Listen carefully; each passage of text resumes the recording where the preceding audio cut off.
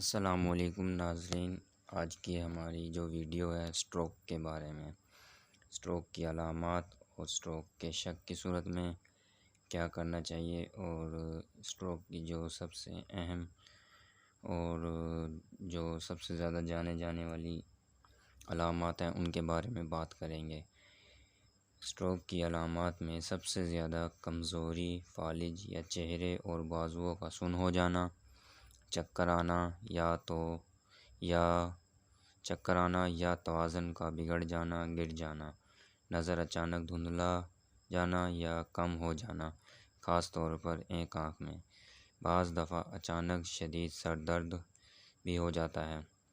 بولنے یا گفتگو سمجھنے میں مشکل لگنا، نگلنے میں اچانک مشکل ہو جانا، گھبراہٹ، غنودگی یا بے ہوشی وغیرہ اسٹروک کی علامت میں شامل ہیں۔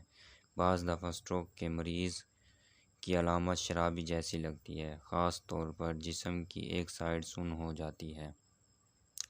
اس کے علاوہ اسٹروک کے شک کی صورت میں ہم کیا کر سکتے ہیں؟ DRABC ایکشن پلان پر عمل کیا جاتا ہے۔ DRABC ایکشن پلان پر اکثر ایمرجنسی کے لیے عمل کیا جا سکتا ہے۔ اس سے معلوم کرنے میں مدد ملے گی کہ مضروب کی حالت کے مطابق کس قسم کی فرسٹ ایڈ کی ضرورت ہے۔ تو سب سے پہلے ہم خطرات چیک کرنا، check for danger, safety fire, رد عمل چیک کرنا، ایئر وے چیک کرنا، سانس کو چیک کرنا، CPR شروع کرنا۔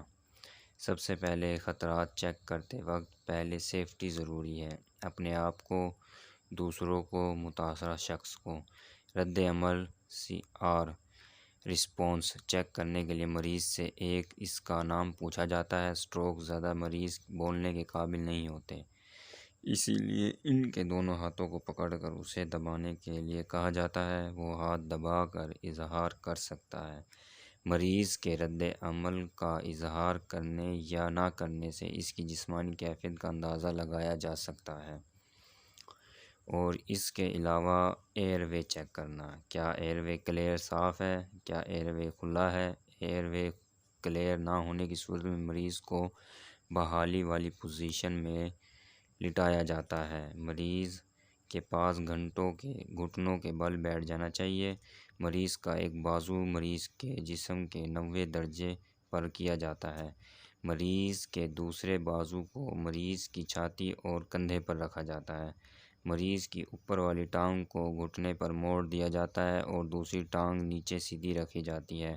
مریض کے سر اور گردن کو سہارا دیتے ہوئے مریض کو 90 درجے ہاتھ کی طرف کروٹ دی جاتی ہے۔ جب مریض ایک پہلو پر لیٹ جائے تو اوپر والی ٹانگ کو گھٹنے پر موڑ دیا جاتا ہے اور گھٹنا زمین پر لگا دیا جاتا ہے۔ پھر سر کو قدرے پیچھے اور نیچے کی جانب موڑ دیا جاتا ہے تاکہ ایئر وے سے کوئی شہد جیسی کا مواد باہر نکل آئے۔ پھر انگلیوں پر صاف کپڑے کی مدد سے ایئر وے کو صاف کیا جاتا ہے۔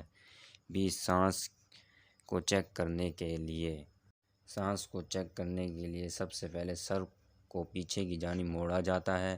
کیا مریض کی سانس کی آواز سنائی دے رہی ہے؟ کیا مریض کی چھاتی اوپر نیچے ہو رہی ہے؟ کیا آپ کے گالوں پر مریض کا سانس لینا محسوس ہو رہا ہے؟ اگر مرض سانس نہ لے رہا ہو تو مریض کو کمر کے بل لٹا دیا جاتا ہے، سر کو پیچھے کی جانب موڑ دیا جاتا ہے، تھوڑی کو اوپر اٹھا دیا جاتا ہے، ناک کو بند کرنے کے لیے دبایا جاتا ہے اور دوبارہ منہ سے منہ لگا کر دوبارہ سانس دیا جاتا ہے۔ اس بات کو یقینی بنایا جاتا ہے کہ ہر سانس دینے سے چھاتی اوپر نیچے ہو رہی ہے۔ مریض کی اگر سانس بحال نہ ہو اور زندگی کے علامات بھی نہ ہوں تو اگلا قدم اسٹیپ شروع کر دیا جاتا ہے۔ اگر مریض سانس لے رہا ہو تو فوری طور پر درج ذیل اقدامات شروع کر دیے جاتے ہیں۔ CPR میں ہم پڑھیں گے کہ CPR کس طرح شروع کرنا چاہیے۔ مریض کے پاس گھٹنوں کے بل بیٹھ جانا چاہیے۔ مریض کی چھاتی کو نیچے والے حصے سے 30 مرتبہ دبایا جائے۔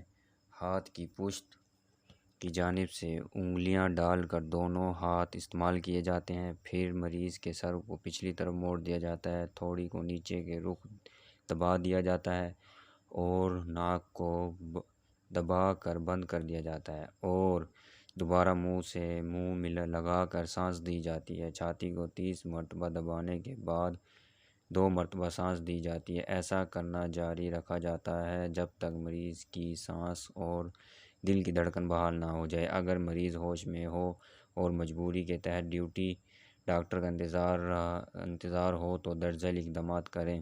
مریض کو سیدھا لٹا دیا جاتا ہے، سر اور کندھوں کو سہارا دے کر اٹھایا جاتا ہے، جس کے لیے اونچے تکیے اور کشن کی مدد سے سہارا دیا جاتا ہے۔ مریض کو موسم کے مطابق آرام دہ درجہ حرارت پر رکھا جاتا ہے۔ منہ سے اگر کوئی سیکریشن آ رہی ہو تو صاف کر دی جاتی ہے۔ مریض کو یقین دہانی کرائیں کہ ڈاکٹر صاحب ابھی پہنچنے والے ہیں، اسے کھانے پینے کے لیے کچھ نہیں دیا جاتا۔ اگر متاثرہ بے ہوش ہو جائے تو مریض کو بحالی والی پوزیشن میں لٹا دیا جاتا ہے تاکہ کوئی بھی چیز مثلاً خون، لعاب، دہن اور زبان وغیرہ سانس کی نالی کو بند نہ کر سکے اور نہ ہی سانس کی تنگی ہو سکے۔ عمل، تنفس اور ایئر وے پر دھیان رکھا جاتا ہے اور ضرورت پڑنے پر DRABC پلان پر عمل کرنے کے لیے تیار رہنا چاہیے۔ اگر اسٹروک کی علامات تھوڑی دیر کے لیے ظاہر ہوئی ہوں تو یہ خفیف اسٹروک یا ٹرانسینٹ اسچیمیک اٹیک ہو سکتا ہے۔ اسٹروک کے مریض کو فوری طور پر اسپیشلسٹ سے چیک کروانا ضروری ہوتا ہے کیونکہ یہ علامات آئندہ ہونے والی اسٹروک کا پیش خیمہ ہو سکتی ہیں۔ نوٹ: MBBS ڈاکٹر صاحب اسپیشلسٹ صاحب کے آرڈر، زیر نگرانی ہدایت پرسکرپشن کے مطابق اسٹروک کے مریض کا علاج کے پیش نظر عام طبی اقدامات میڈیکل پروسیجرز کیے جاتے ہیں۔ اگر مقامی طور پر تعیناتی ہو تو فرسٹ ایڈ کے دوران فوری طور پر اسپیشلسٹ صاحب فزیشین صاحب کو کال کی جائے یا مریض کو بڑی سہولت والے اسپتال میں ان کی طرف سے ریفر کر دیا جائے۔ اسٹروک کے مریضوں سے عملہ کو موبائل ایمبولینس پر ڈیوٹی یا health centre, health facility, health unit یا ہسپتال میں واسطہ پڑتا ہے۔ ہسپتال میں ایسے تمام کیس شعبہ ایمرجنسی میں لائے جاتے ہیں جہاں پر عمل doctors, nurses, paramedical staff, dispenser, stretcher man 24 گھنٹے دن رات ہر وقت مستعد اور تیار موجود ہوتے ہیں۔ اگر آج کی ہماری یہ ویڈیو آپ کو پسند آئی ہو یا اچھی لگی ہو تو پلیز ہماری ویڈیو کو لازمی شیئر کریں اور لائک ضرور کریں اور اپنی رائے کمنٹ سیکشن میں ضرور دیں اگر آپ کو ویڈیو اچھی لگی ہو تو۔ اگر آپ چاہتے ہیں کہ ہماری اس طرح کی ویڈیو مزید آپ تک پہنچ سکیں تو پلیز ہمارے چینل کو سبسکرائب ضرور کرنا۔ اوکے، اللہ حافظ، ملتے ہیں نیکسٹ ویڈیو میں۔